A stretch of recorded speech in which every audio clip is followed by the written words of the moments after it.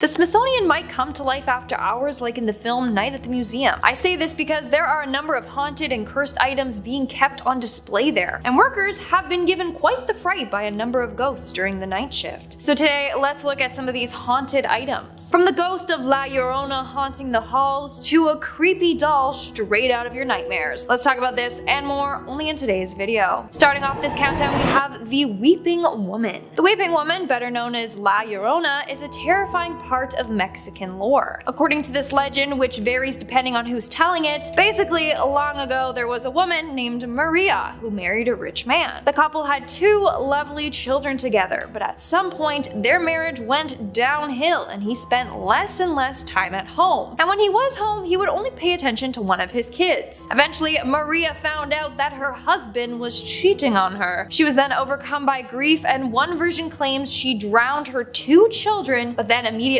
regretted it, so she cried out, "Oh my children," or "Oh my sons." In another version, she drowned herself afterwards as well. So she is now banished to purgatory on Earth until she finds her lost children. Legend goes on to say that she can be seen floating over bodies of water, crying or weeping as she searches for her lost children, which gave her the name the Weeping Woman. Others believe that she will kidnap and attack other children or cheating husbands. Both pretty terrifying scenarios, and tons of people are afraid of her. Now, the Smithsonian has this terrifying La Llorona doll. Currently though, it's no longer on display, and I wonder why. Apparently, it was freaking too many guests out. On top of that, staff have reported hearing sounds of weeping coming from the doll at night. Could it be that the Weeping Woman is real and has possessed this doll? I don't know, but I think it belongs to the Warrens Museum, not the Smithsonian. Like, I don't think they're trained on how to deal with spirits and other dark entities. In our fourth spot today, we have the Creeping Doll. But honestly, it should have been named the Creepy Doll, because look at this thing. It belongs in a Stephen King horror film. So this doll was one of the first prototypes for a doll that crawls on its own. It was invented in 1871 by a man named George P. Clark. His goal was to make a doll that crawls exactly like how a baby does. And honestly, look how far we've come. Like, those Baby Alive, a Baby So Real, like those dolls, scarily accurate.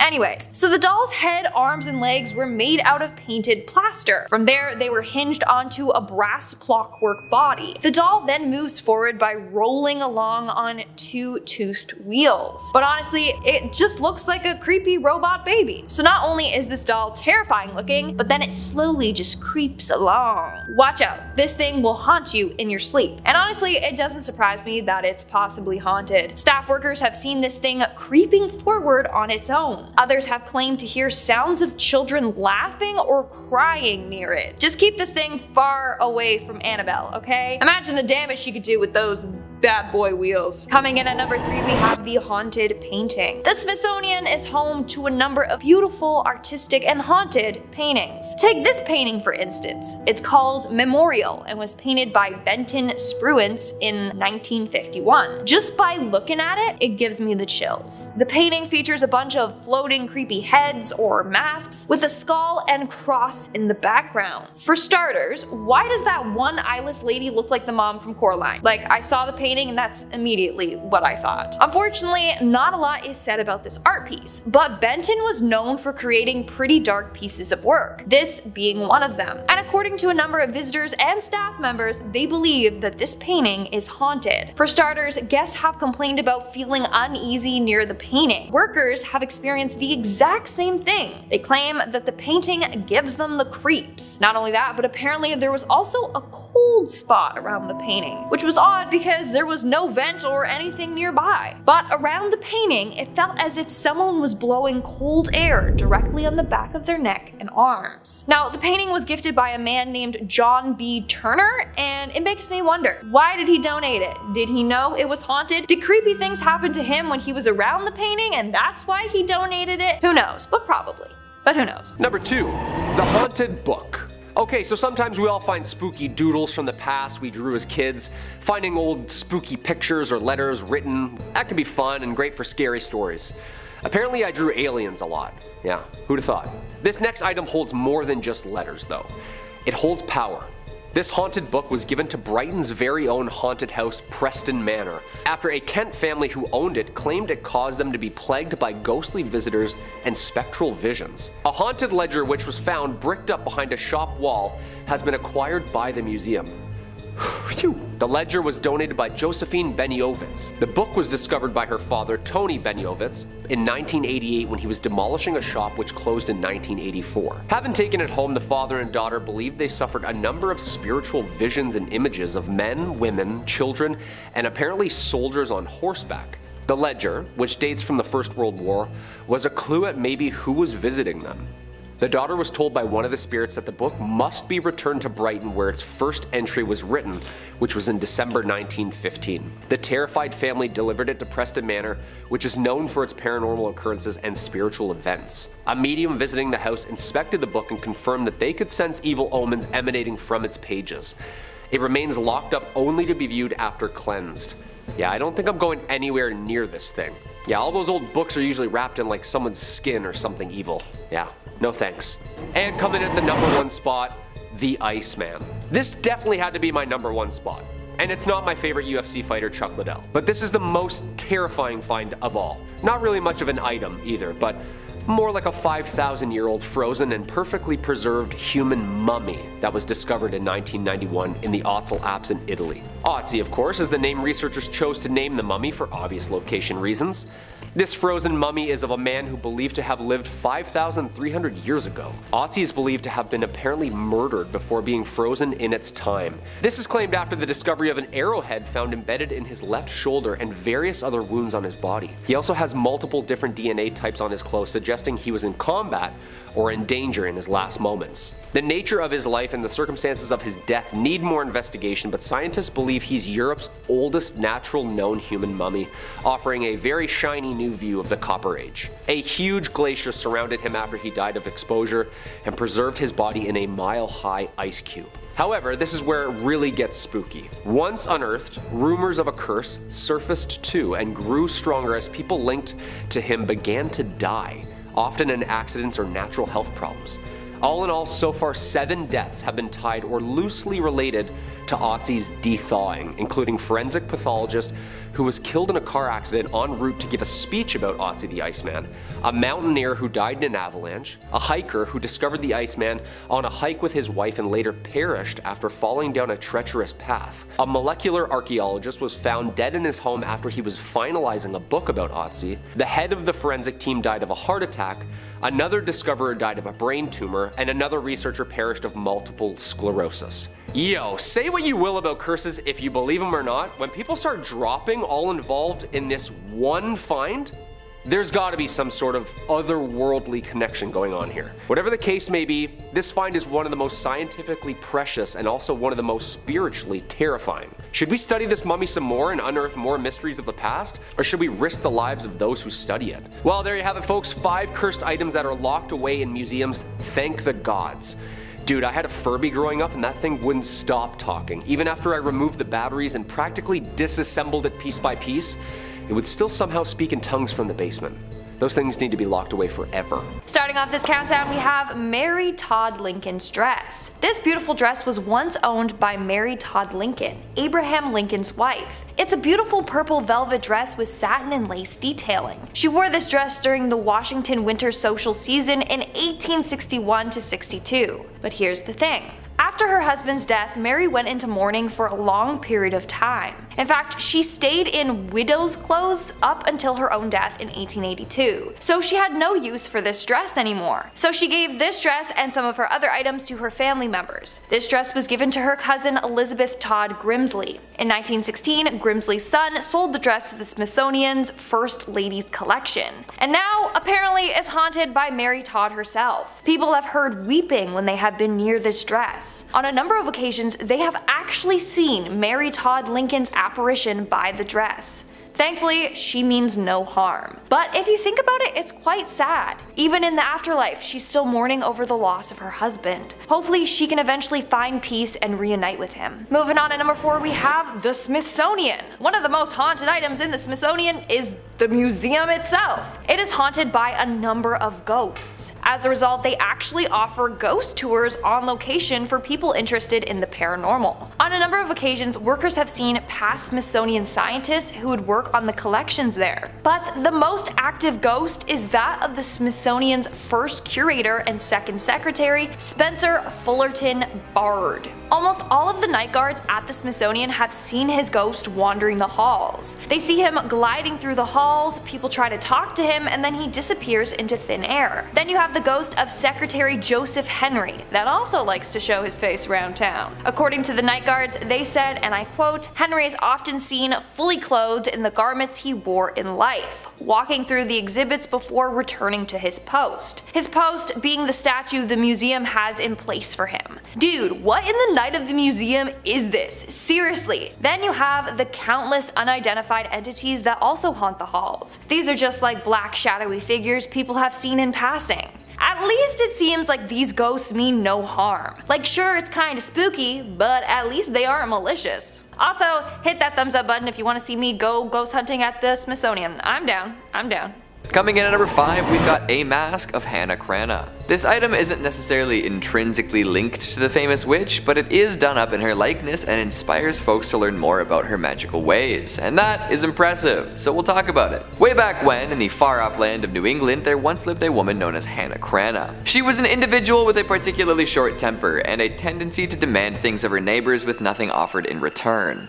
Come on, Hannah. Now, oftentimes her neighbors would say no to these demands, resulting in a bit of a tantrum from Miss Cranna. These could be scary and upsetting, but nothing too terrible, or so they thought. Often, after refusing Hannah Cranna a favor, these neighbors would have some misfortune befall them, and because of the rumors circulating, they didn't usually chalk this up to simple bad luck. No sir, they suspected witchcraft. The idea compounded over time, especially as things seemed to get worse around Hannah. Her husband wandered off into the night and perished after falling off a cliff. This put even heavier suspicion upon Hannah, who at this point was deemed a witch by all of her neighbors. And Hannah Cranna embraced this title with aplomb. Good for her, right? She took to walking around with her rooster, old Boreas, who many suspected to be her familiar. She cursed her baker neighbor to bake less tasty pies, and cursed a young fisherman to never catch a fish again. And eventually she foresaw her own death and made some more of her famous demands in relation to her burial. Her neighbors were told to carry her coffin to her grave by hand, not by cart. She also refused to be buried before sundown. Of course, when she kicked the bucket, they didn't want to deal with all this. But when they attempted to drag her coffin through the snow by sled, it would slide off and down the hill, forcing them to try again. And to top it all off, when they returned to Hannah Cranna's home at the end of the ordeal, it had burned to the ground. A witch through and through. So be careful while looking at this mask. Who knows if somehow Hannah Cranna could still be channeling power through it. Coming in number 4, we've got some satanic books. We've talked quite a bit about the allure and taboo that comes along with satanic rituals. When people find masks, dolls, tombstones, idols, and more associated with Satanism, they tend to get pretty freaked out. They tell tales about what these objects may have been used for in the past and generally attribute a whole lot of dark energy to them. Whether anyone doing this understands exactly what they're talking about is totally up in the air. It seems that every few decades or so there's a brand new satanic panic. X is leading to Y and it's going to corrupt our children. Why won't we think of the children? However, if folks took the time to attempt to understand what they were really talking about, I would bet that the panic might recede a little bit.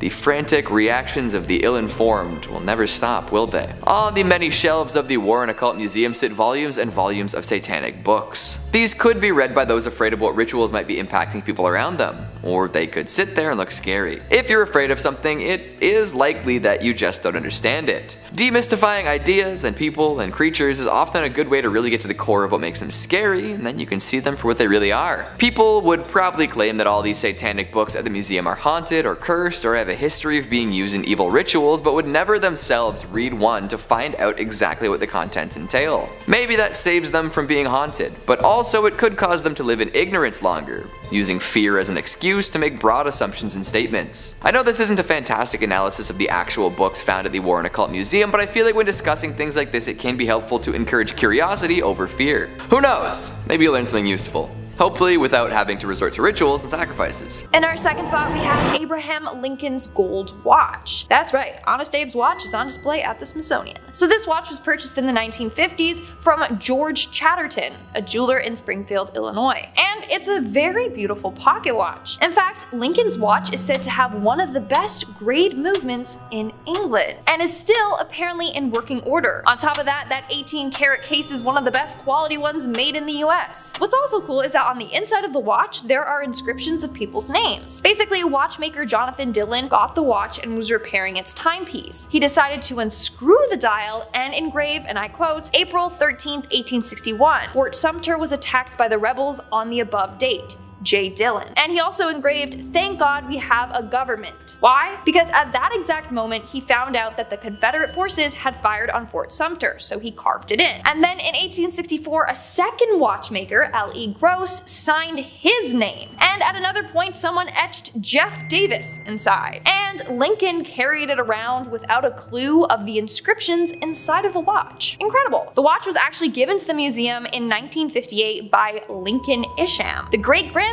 of Abraham Lincoln. And of course, rumor has it that Lincoln likes to haunt his watch. People have seen his ghostly apparition around the area where the watch is being kept. But damn, that must be one big apparition because Abe was tall as hell, so imagine seeing his ghost. Terrifying. And in our number one spot today, we have Abraham Lincoln's hat, another haunted object from Abe himself. But you heard me correctly, the Smithsonian has a top hat from the one and only Honest Abe. In fact, this is the hat that he was assassinated in. So yeah, no wonder it's haunted. Anyways, even though Abe was super tall, 6'4" tall to be exact, and towered over most people, he decided to wear top hats anyway, because you know, he's cool like that. This hat he got from J.Y. Davis, a Washington hat maker. In fact, he had the black silk band added to the hat, which represented mourning, in remembrance of his son Willie. Anyways, the last time he put this hat on his head was to go to Ford's Theater in April of 1865. After he was shot, the War Department preserved his hat and everything else that was left at Ford's Theater. Of course, they got permission from Mary Lincoln to do so. The department then gave the hat to the Patent Office, and in 1867 it was given to the Smithsonian. But it was immediately put in the basement storage room. Why? Well, the secretary of the Smithsonian thought that there was too much excitement at the time, so the staff had to keep it all hush-hush, and they didn't even reveal that they had the hat until 1893. Now it's one of the museum's most treasured objects, and of course it has the history of being haunted by Abe himself. Apparently a number of people have seen Abe's apparition around the museum, mostly around the hat, but they have claimed to have seen a tall dark figure that looks like Abe in other areas as well. Want to know something kind of freaky but kind of cute? In part 1 of this video I talked about Mary Lincoln's dress that's also at the Smithsonian, and apparently her dress is said to be haunted by Mary herself, meaning the two are together haunting the museum in the afterlife. Well, kind of sweet, right? Number 5 on this list is the British Museum. The British Museum has a super haunted item in it that is said to be somewhat responsible for the death of hundreds of individuals. The unlucky mummy. Museum Crush says not actually a mummy, but the mummy board or coffin lid of an unknown high status woman from the 21st or 22nd dynasty. The British Museum's unlucky mummy has earned quite the reputation for causing destruction through its ancient curse. The mysterious mummy was found at Thebes in the late 1800s, and tales of its curse start soon after that. It's said that of the 4 young Englishmen who bought it, 2 died in shooting incidents and 2 died in poverty. A string of illnesses, accidents, and deaths following this are said to be attributed to the mummy. One of the most astonishing rumors surrounding the mummy's curse is that it caused the sinking of the Titanic with the loss of more than 1,500 lives. One of the victims on the Titanic was journalist William Thomas Stead, who was one of the first to pen articles about the mummy's curse. Survivors from the disaster recall Stead telling stories of the ominous artifact over dinner, and as the mummy's sinister reputation grew, people even began to believe that its presence on on board caused the disaster. Now I will say this, there was no actual record of the mummy being on the Titanic. I mean, think about it. If it was, then how could it be in the museum right now? It would be at the bottom of the ocean. So we know that it was never actually there, but that didn't stop it from cursing the boat all the same.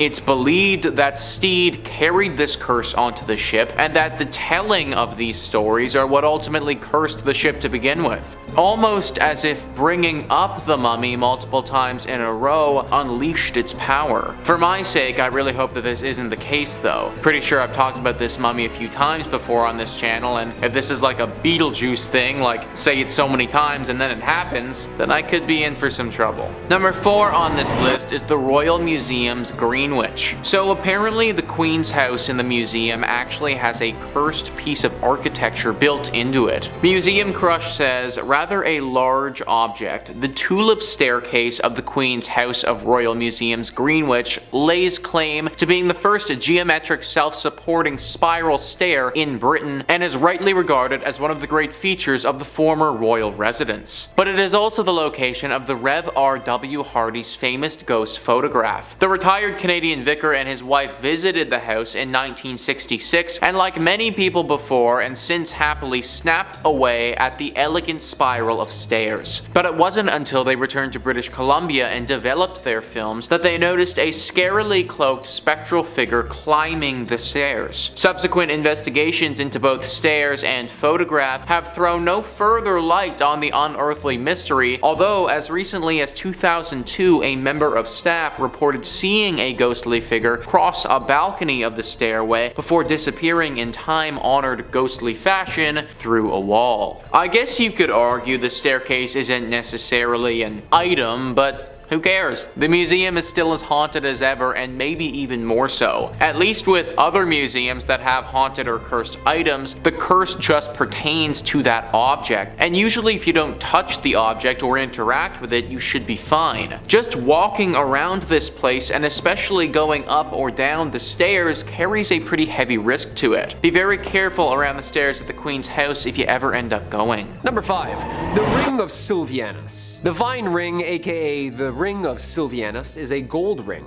dating back to the 4th century AD. The ring was discovered in the fields of a farm in 1785 in Hampshire, England. Originally the property of a British Roman named Silvianus, apparently it was stolen by a person named Sanicianus, upon which Silvianus hexed the ring with a curse. That's right. In 1888, the owner of the property wrote about the ring in a history of his property, which is now a National Trust property. The ring went on display there in April 2013, where it's been ever since. Oddly, in 1929, during excavations of the site of the Roman Temple of Nodens at Lydney Park, archaeologist Sir Mortimer Wheeler discovered the now apparent curse that goes with said ring. Consulting shortly after with one J.R.R. Tolkien. That's interesting. The ring is apparently much larger than most rings as well, and was perhaps made to be worn over gloves. The band of the ring has 10 edges. Among it is the goddess Venus engraved, along with the saying, "Live in God." Yeah, that's pretty awesome. The lore goes, while at the temple, Silvianus' gold ring vanished. Believing the thief to be an individual named Sanicianus, Silvianus demanded supernatural justice. And at the Temple of Nodens, crafted and carved a hexed tablet known as the Curse Tablet, or Defixio. On the tablet, he wrote, quote, "For the god Nodens, Silvianus has lost a ring and has donated 1/2 of its worth to Nodens. Among those named Sanicianus, permit no good health until it is returned to the Temple of Nodens." Yeah, that sounds like a spell to me. You better return that, buddy. Nodens is like Poseidon. Yeah, that's not good if he's out there looking for you. Number 4. Tutankhamun's trumpets. The trumpets are a pair that were first found in the burial chamber of the 18th dynasty pharaoh, famously known as King Tut. One sterling silver and one bronze. They are considered to be the oldest operational trumpets in the world, and the only known surviving examples from ancient Egypt. The trumpets were found in 1922 by Howard Carter during the excavation of Tutankhamun's tomb. Yeah, you know, the whole cursed tomb thing. The bronze trumpet was discovered in the tomb's antechamber in a large chest containing other military objects and walking sticks. The silver trumpet was found in the actual burial chamber. Both are engraved with decorative images of the gods. Similar looking trumpets feature in Egyptian wall paintings that are usually, but not always, but most associated with military and war. Silent for more than 3,000 years, the trumpets were played for a live audience of 150 million people through a BBC broadcast live in 1939. And then World War II happened. Because apparently the curator of the Tutankhamun collection at the Egyptian Museum says whenever someone blows into it, a war occurs. The same thing happened in 1967 and the 1991 Gulf War when a student was doing research on Tutankhamun's collection and gave her a whirl. Yeah.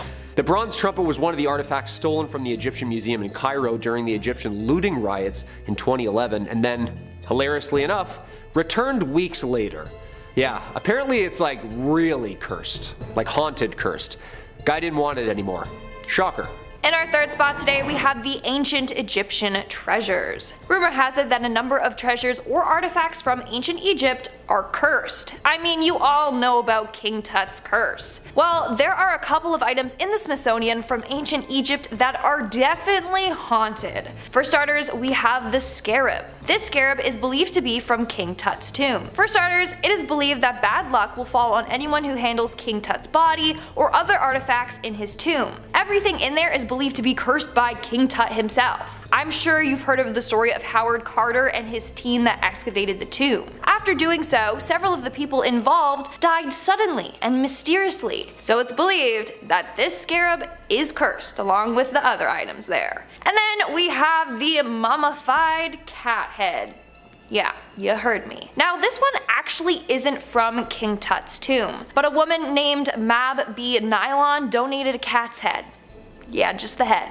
Who knows where the body is? Hey, maybe she kept it for herself and it's on display in her house. I'm not gonna judge. Anyways, this creepy thing is a preserved mummified cat's head wrapped in linen. Inside contains a real cat skull. Well, according to a number of workers, they have seen a ghostly cat apparition move around this display. This damn ghost cat is probably out looking for the rest of its body. This cat has also been seen wandering the halls and in several other exhibits as well. Moving on at number 2, we have the Black Aggie. This all started back in the 1800s when a woman named Marianne Hooper Adams, known by her friends as Clover, sunk into a terrible depression. As a result, she drank some of her photography developing chemicals and took her own life. After her death, her husband commissioned a sculptor to make a memorial statue of her. It was named the Adams Memorial, and later Black Aggie. But because of how it looked, people called it Grief, and that's when this creepy legend surrounding it was born. Legend goes that if you stare into her eyes long enough, they'll open up and start glowing red. Those that see her eyes will either be killed by her or she will cause you to go blind. Not only that, if you sit on the statue's lap at midnight, then you will die within 2 weeks. It's also said that pregnant ladies should never go near her. If they do, she will cause them to miscarry.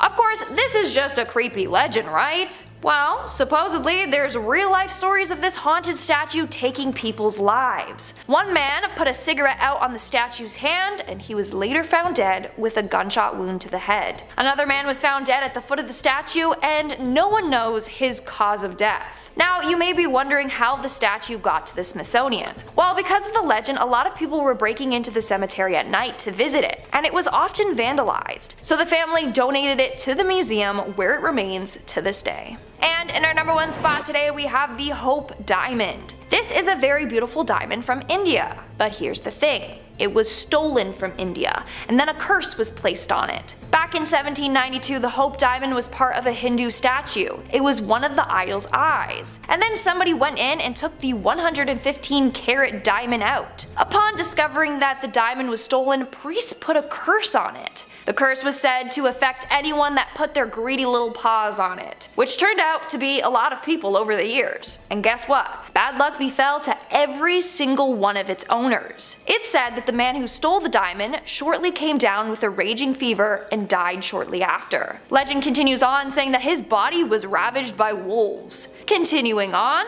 King Louis XIV bought the stone and had it recut in 1673. He died of gangrene, and all his legitimate kids kids died early on in life. Then we have Marie Antoinette. Apparently she wore it as well. And we all know how bad things ended for her. Another story involved an heiress named Evelyn Walsh McLean. She bought the Hope Diamond and everyone around her started to die mysteriously. First it was her mother-in-law, then her son, then her husband left her and later died in a mental hospital, and then her daughter. She later sold the diamond to get rid of this curse. That's not even half the people affected by this diamond, like the list goes on and on. Now the haunted diamond is on display at the Smithsonian. Hopefully no one will ever try to steal it because we don't need to relive its curse over again. Number 3. The statue of Osiris. And speaking of ancient Egypt, we arrive yet again at something stolen.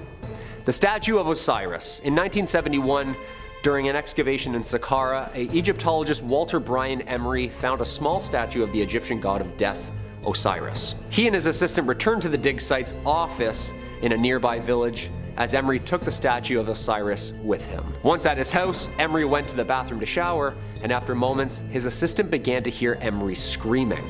He found him clutching the sink, clearly experiencing some kind of trauma. His assistant said that Emery stood there paralyzed. I grabbed him by the shoulders and dragged him onto the couch. Then I ran for the telephone. Emery was diagnosed with paralysis of the right side of his body and was unable to speak. He actually died the following day. Talk about curse of the pharaohs. It's been said that there was a possession of a Canadian woman who believed her home had also become haunted by said statue. The woman gave it to the Ontario Museum, which returned it home to Egypt. Have we seen this video of said statue moving on its own? Like, this is from a Manchester museum, and this thing is just moving on its own all day. Yeah, this god's pretty powerful, and this stuff needs to be respected, you know? And returned.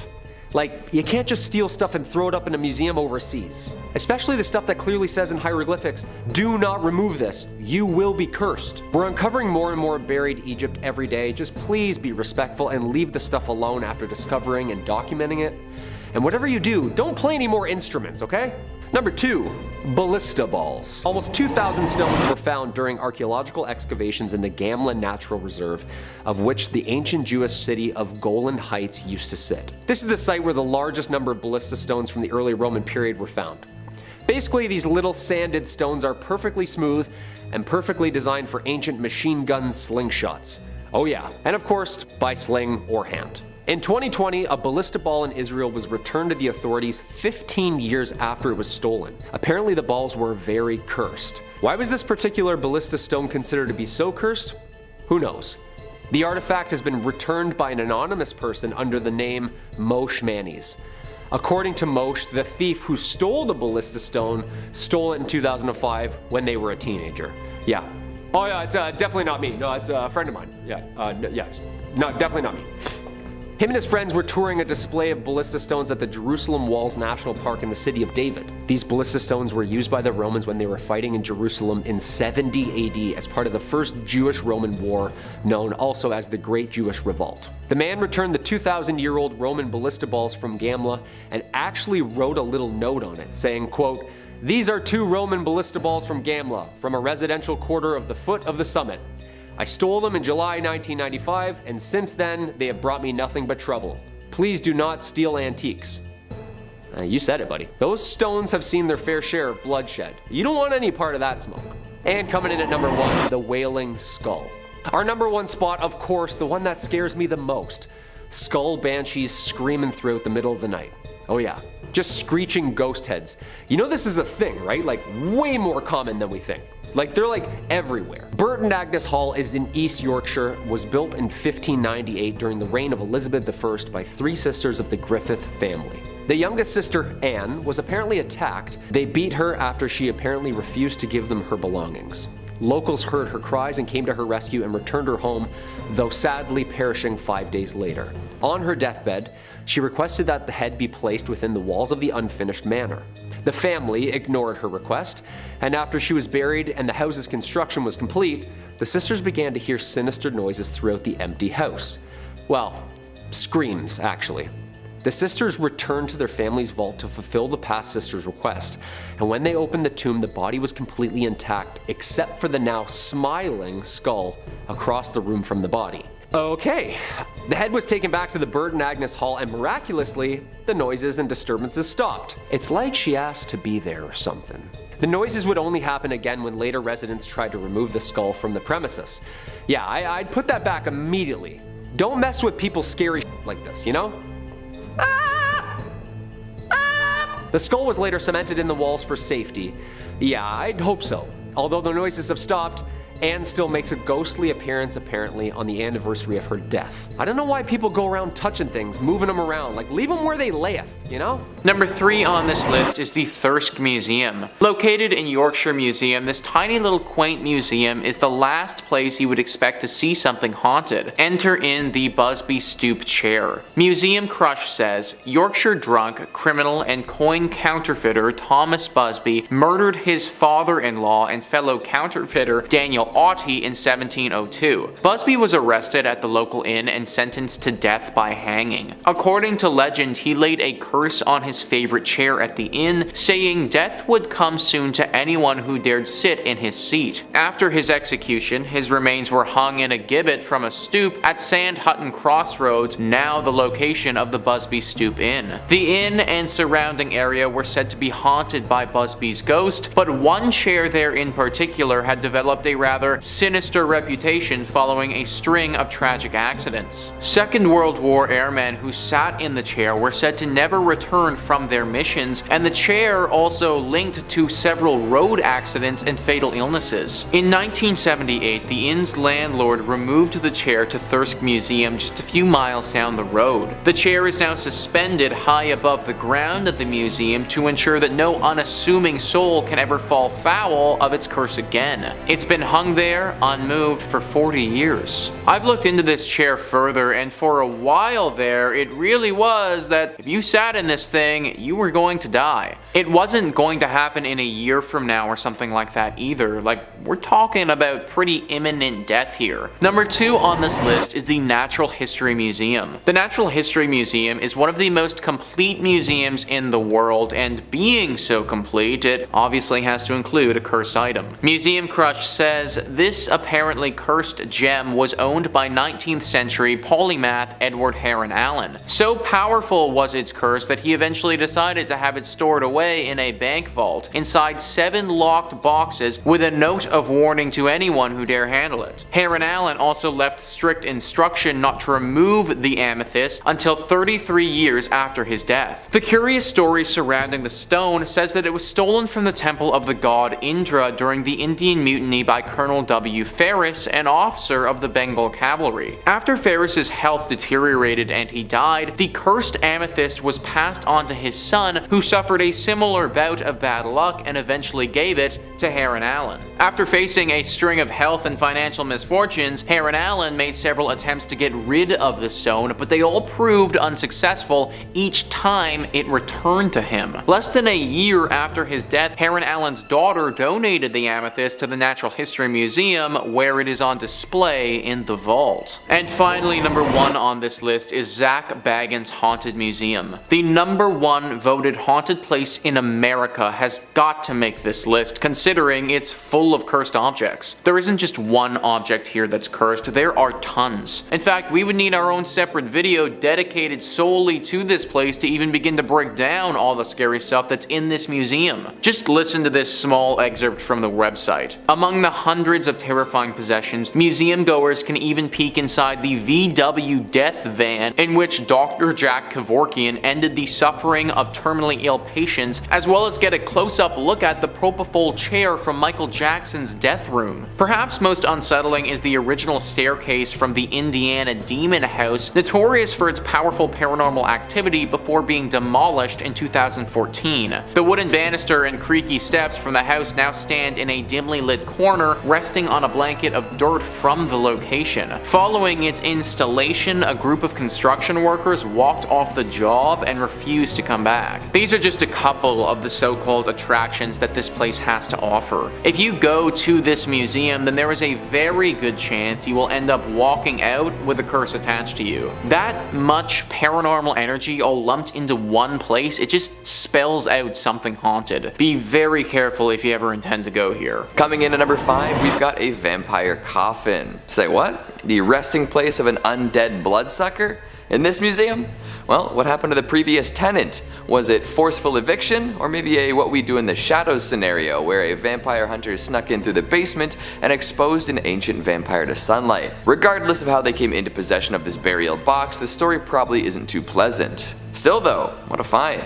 According to Ed and Lorraine, the coffin once belonged to a modern day vampire, but they didn't really elaborate too much on the details. That kind of vagueness just makes me want to know more, you know? Unfortunately, that story may have died with the famous couple, but we can definitely consider a whole plethora of options. There are all sorts of implications that come along with someone claiming to possess a vampire's coffin.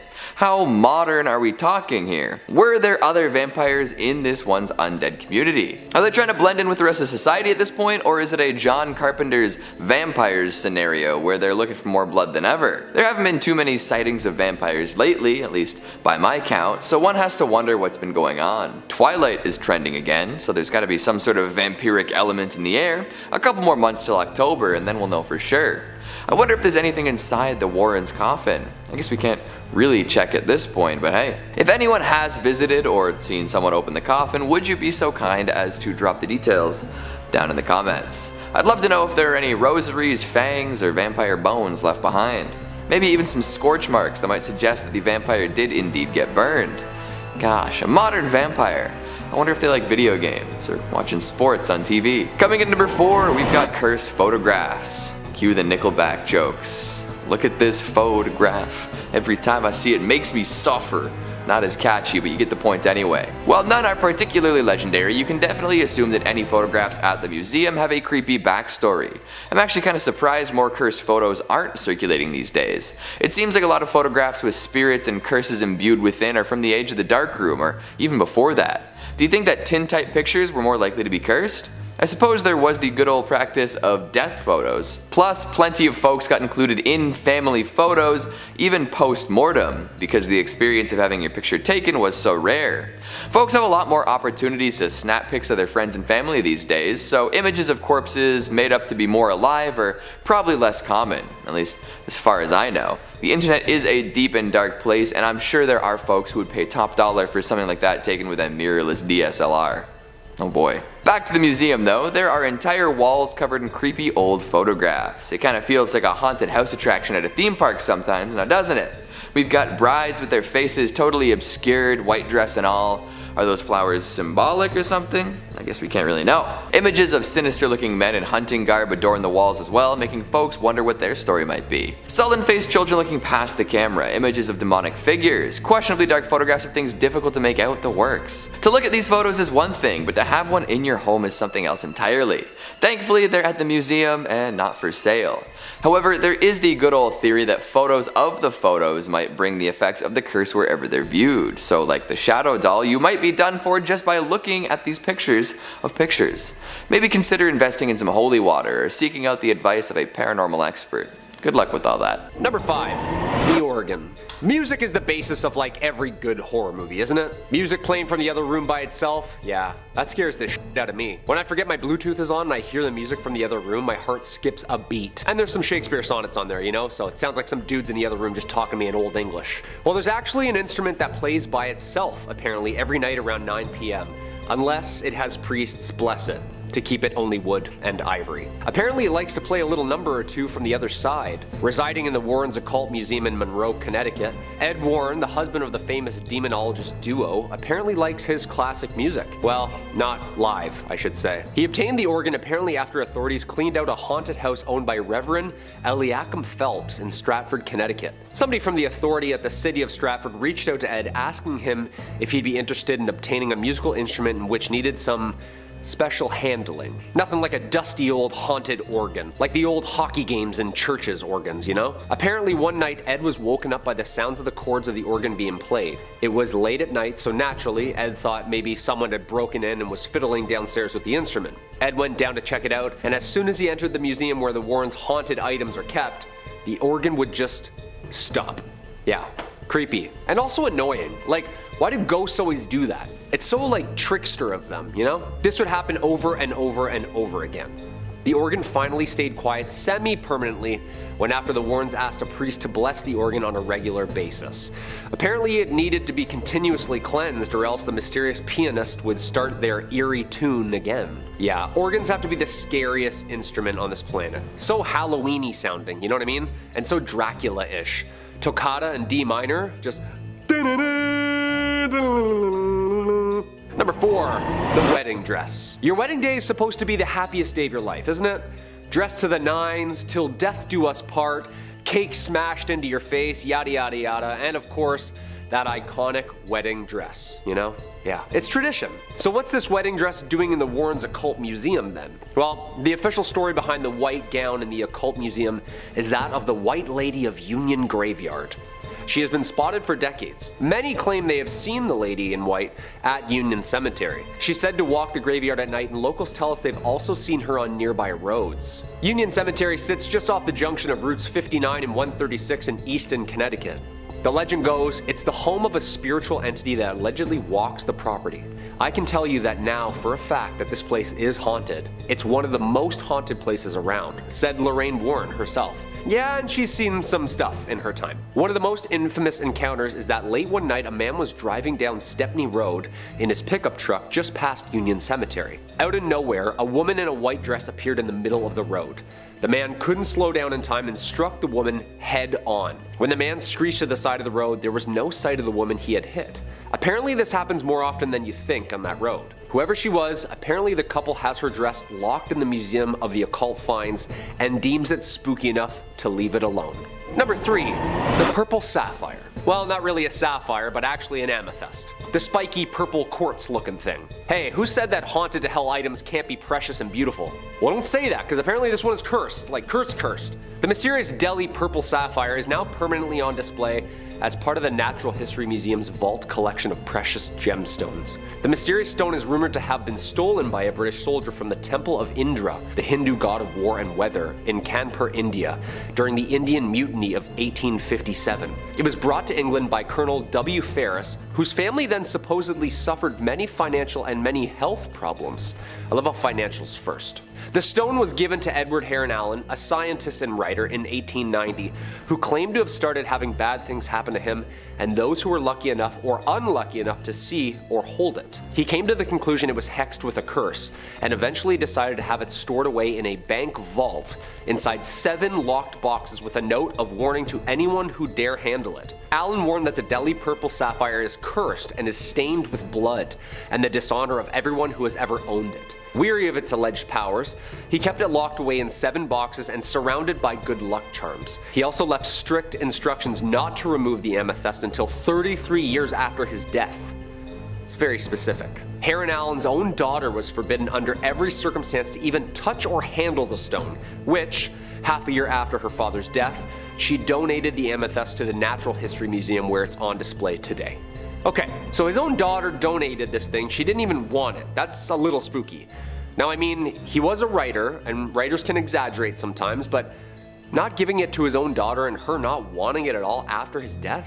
That sounds a little bizarre to me. Coming in at number 5 is the Pitt Rivers Museum. This archaeological and anthropological collection is an offshoot of Oxford University in England. It's known for storing and displaying all sorts of items from the collection of General Pitt Rivers, including an extensive amount of historically significant photographs and sound recordings. That's not what we're discussing here though, no. If we're discussing things that are creepy and potentially haunted, look no further than the Sansas display. There's a room at Pitt Rivers dedicated to the shrunken heads recovered from the upper Amazon region between Peru and Ecuador. Lots of folks think that shrunken heads are just pulpy tropes used to mysticize people from the Amazon for use in movies and adventure novels, but they were indeed a real practice made by the Shuar and Achuar people. In order to capture the power of a person's soul, they would peel the skin and hair off a skull, soak it in hot water, and then have hot sand poured inside. As the demand for shrunken heads increased in Europe, more sloth and monkey heads were used. I guess there weren't enough human heads to keep up with colonial demand. The museum displays contain 1 human head from General Pitt Rivers, and nobody knows how he came into possession of it. Probably some sketchy business. Since then, a few more shrunken heads have been donated donated to the museum, and they're kept in the treatment of dead enemies case along with other human heads. So if you've ever wanted to encounter a human soul stored in a shrunken head, or maybe just some skulls separate from the rest of their body, head on down to Pit Rivers. But maybe don't look them in the eyes though. Coming in at number 4, we've got Catacomb di Cappuccini. And if just the heads aren't enough for you, consider heading down to Italy to see a massive collection of mummified bodies. Back in the 16th century, the Capuchin monastery ran out of space in its original cemetery, leading the monks to excavate crypts beneath. After mummifying a few friars, it became somewhat of a status symbol to be entombed in the catacombs, with many folks asking to be preserved in fancy clothes. In fact, for a long time, the catacombs were maintained through donations from relatives of the dead. Bodies would be displayed prominently as long as money was flowing, but if donations stopped, they would be moved to less easily viewed areas. Eventually, thousands of mummified bodies were put on display, organized by signifiers like class, gender, and profession. Nowadays, the catacombs are open to the general public, so anyone with an interest in preserved people can head out and see. Photography is strictly prohibited, and grills have been put up to prevent people from tampering from the deceased. But if folks were concerned enough to have their bodies dressed up and displayed, I would say they're more likely to stick around to make sure that it happened, right? In a tomb full of thousands of preserved bodies, there's gotta be a few ghosts circulated to make sure everything's the way they'd like it to be. Coming in number 3, we've got some samurai armor. I'll be honest right off the bat here. This armor, as creepy and cool as it is, doesn't actually exist. Like, it's showcased briefly in the Conjuring cinematic universe, but we don't learn all that much about it. The reason for the lack of apparent backstory is simple. They made it up for the movie. Bit of a letdown, I know. But for it to have screen time, that must mean that there is a wicked tale to be told about this battle-hardened human protector. It may have belonged to a famously brutal warrior, one who took the heads of all his victims on the battlefield. Their poor, unfortunate souls doomed to reside within the carapace until the end of time. Maybe the bloodthirsty soul of the samurai himself still resides in the armor. Perhaps the suit has a different story altogether, free from battlefield use. What do you think the story is behind this fictional item? Coming in number 2, we've got some glass eyeballs. They see you. In general, old school prosthetics fall under the uncanny valley classification. The folks making them didn't have the technology or experience to make them truly comfortable or convincing, so we often ended up with weird facsimiles of human body parts that are quite unsettling to look at. To be honest, I think the pirates had it right. Forget fake parts, let's just use peg legs and eye patches. Of course, that's not exactly the most dignified way to live one's life, and not everyone wants to look like a pirate with a hook for a hand. So even before we had high quality prosthetics for general use, folks did their best to make replacement parts. And so we ended up with stuff like this. 2 foggy glass eyeballs inside of what appears to be an Altoids tin, ready to peer into your soul at a moment's notice. That's a grim image. And apparently, these eyeballs are haunted. I'm not entirely sure what that means, but it must be blood-curdling. Maybe they float around at night, suspended in the air, implying a face that nobody can see. Or maybe a ghost without eyes pops them in from time to time, completing a face that went to the grave missing a couple of ocular grapes. No matter how you slice this, you've got a pair of roly-poly disembodied eyeballs that cannot and will not blink. Things they must have seen. And finally, at number 1, we've got a dark magic doll. Unsurprisingly, the Warrens had a massive collection of scary dolls. Annabelle and the Shadow Doll are just the beginning, and are likely so well known compared to the others thanks to their relative power. These two will act on their own and often cause mischief and misfortune without being prompted. The Dark Magic Doll is a little different, where it's still imbued with a curse, but has to be used by a human to take effect. According to Tony Spera, son-in-law of the Warrens, it operates kind of like a voodoo doll. By adding an image of the person you're attempting to harm to it, you can use it to cause plenty of pain in their life. Make the doll look like your target, perform a quick ritual, and maybe add some of their hair to the equation and you're set. Then you hang the doll and wait for it to take effect. Apparently those who are targeted by the effects of this magic doll will soon fall ill and eventually succumb to this illness. So don't be messing around with it for no reason. You've got to go in with intent. And just for funsies, please let us know if that's something you plan on doing in the future. So we know. We're not worried or anything, no way. Damn, dude, soon we'll have this whole museum cataloged. Then what'll happen? I guess you guys will have to donate some additional cursed and haunted items to keep things moving along. Coming in at number 3, we've got the Museum of Torture Instruments. Now we just wrapped up talking about well-preserved bodies, now let's take a look at some mangled and destroyed ones. I know for sure that if I got tortured to death, I'd be coming back to make the life of whoever did it a living hell. Put me in an Iron Maiden, guess what's playing at 4 AM, full blast every night. Throw me in a rack, you'll be hearing my screams until you go deaf. Burn me alive, good luck ever escaping the smell of incinerated flesh. I've got to imagine it would be the same for all sorts of folks. Dying in a terrible fashion does not make for a peaceful passing. So of course a museum full of the most malicious objects to ever grace the planet would be home to a few specters. Finding a home in Prague, the Museum of Torture Instruments has over 60 torture devices on display for the whole family to enjoy. From the flesh-singeing gridiron to some stranger options like the Spanish tickle torture, you can treat your eyes to humanity's darkest hits. And it's not just the magnificent machines themselves, there are also wax figures of poor saps about to lose their lives to make it all the more real. Is that crying, I hear? Coming in at number 2, we've got the Museum of Death. Back in 1995, J.D. Healy and Catherine Schultz would write letters to serial killers. Often they would even get a note or two in response, maybe even some artwork. Then they would put all these deadly dastards' work on display. Eventually these exhibitions became so popular that it was decided that they would populate a whole museum, and so it went. In San Diego's purported oldest mortuary, the Museum of Death was opened. Over time, the museum has collected all sorts of different trinkets and oddities related to death and the people that cause it. Healy and Schultz even tried to acquire stuff from the Heaven's Gate cult suicides. The publicity resulted in them being evicted from their mortuary museum and moving to Los Angeles. The halls are full of fascinating and freaky things, ranging from baby coffins to the previously collected serial killer artwork to the purported guillotined head of a notorious French serial killer. Every year they host a Black Dahlia lookalike contest with categories for both pre and post-mortem. It's hard to imagine a place so obsessed with death not having a ghost or two to call their own, especially back when it was hosted in a mortuary. So if you ever find yourself looking at Jack Kevorkian's drip suicide machine and see something appear in the periphery, maybe back away slowly and try not to acknowledge it. And lastly, at number 1, we've got John Zaffis's Museum of the Paranormal. John Zaffis is a second-generation paranormal researcher with over 40 years of experience. He's been all over the world looking for ghosts and demons and other unnatural phenomena.